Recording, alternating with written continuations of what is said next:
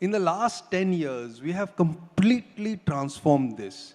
And it's a story that even the government doesn't advertise, which is that our oil dependency has gone down by almost 60%. Trailing 12 months, India imported 1.7 billion barrels of oil net on a $4 trillion economy. So our economy has quadrupled since 2008. Our oil import bill is up 80%. Now, oil is, of course, at $60, but let's assume it goes to 140.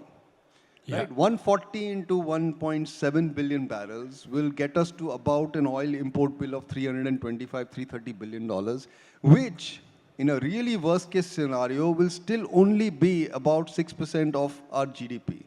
So even if oil went back there, which it is not going, oil is no longer consequential to our current account.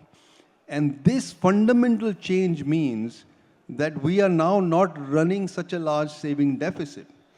Now, on the other side, something quite good has happened to India in the last 5 years. And this is the silver lining of COVID. So COVID was bad news for everyone.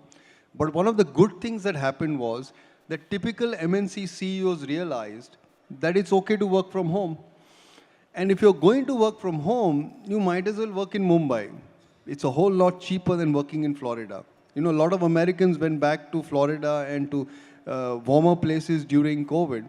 But Mumbai tended to be much cheaper and you could hire talent at scale. So what we have seen in the last 5 years is a big boom in what we call as GCCs or Global Capability Centers. They exported circa $70 billion of services last 12 months. And this is a secular shift that has happened on the planet, AI or no AI. But this 70 is probably going to double in the next 4 or 5 years. Now, this is unlike IT services. IT services are also cyclical because they depend on US growth in large part. And when US growth goes down, IT services growth also goes down. And that happens exactly at the time when India most needs the money.